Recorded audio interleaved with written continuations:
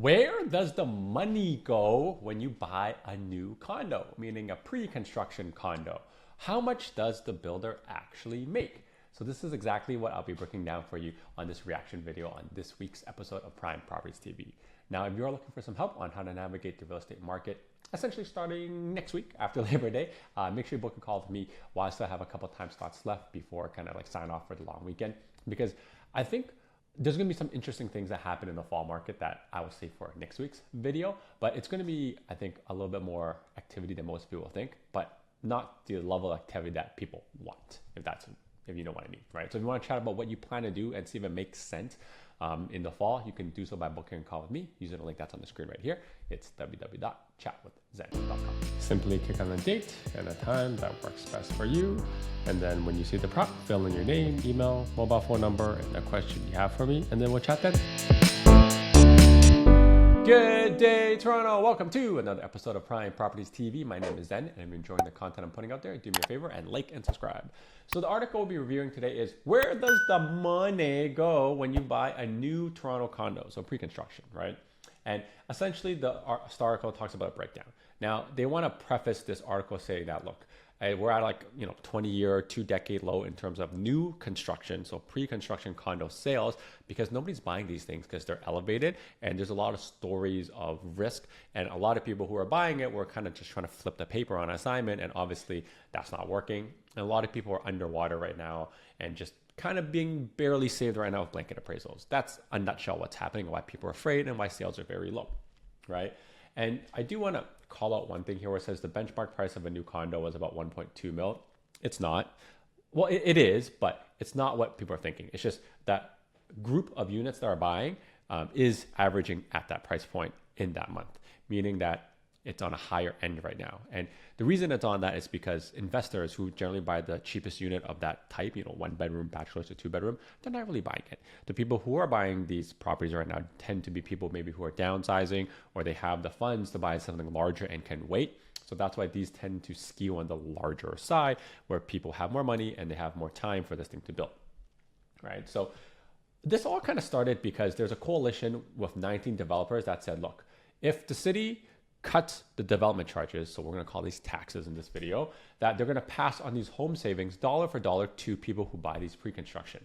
So I think this is framing the developer as, look, they're the good guys.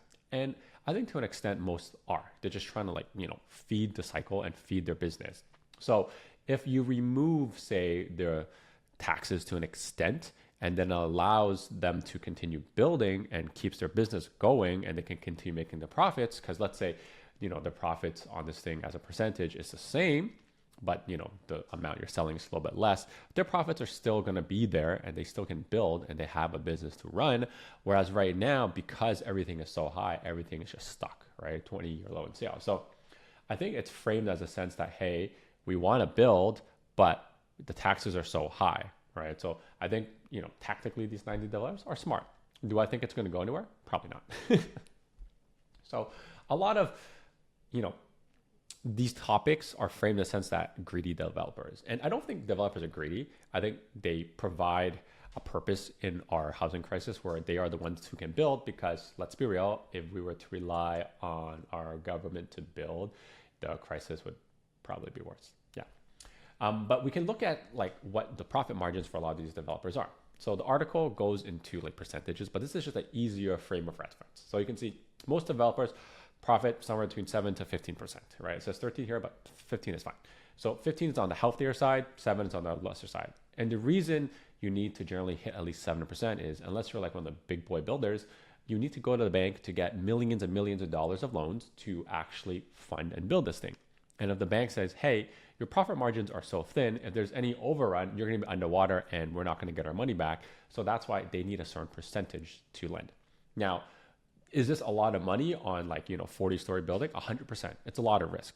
But if you just look at kind of gross profit margins relative to other businesses, it's not that much better than most.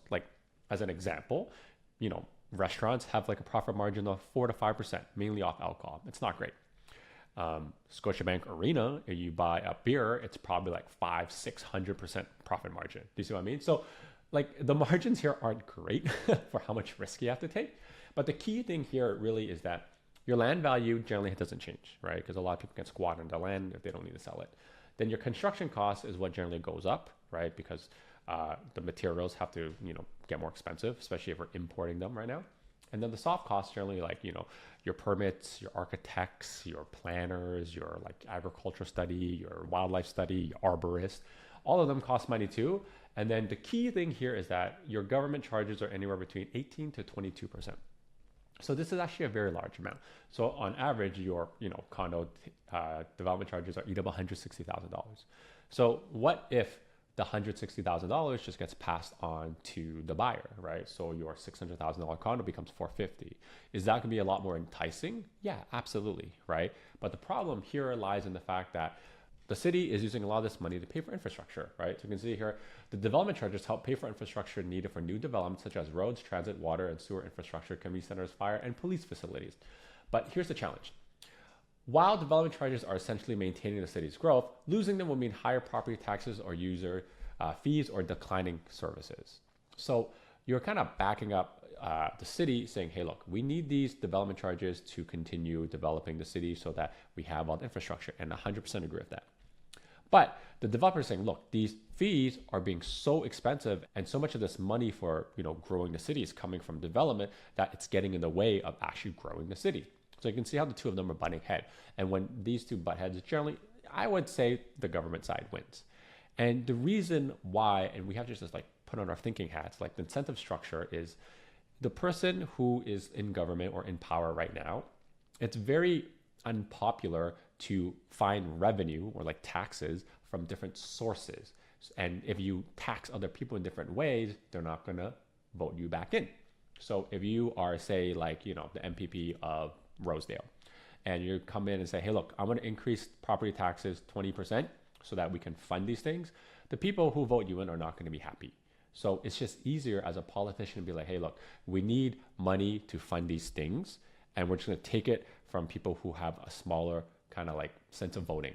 And if you're taking it from people who are just buying these properties and you're passing it off as, hey, look, the developers are charging these prices, then optically it doesn't look as great.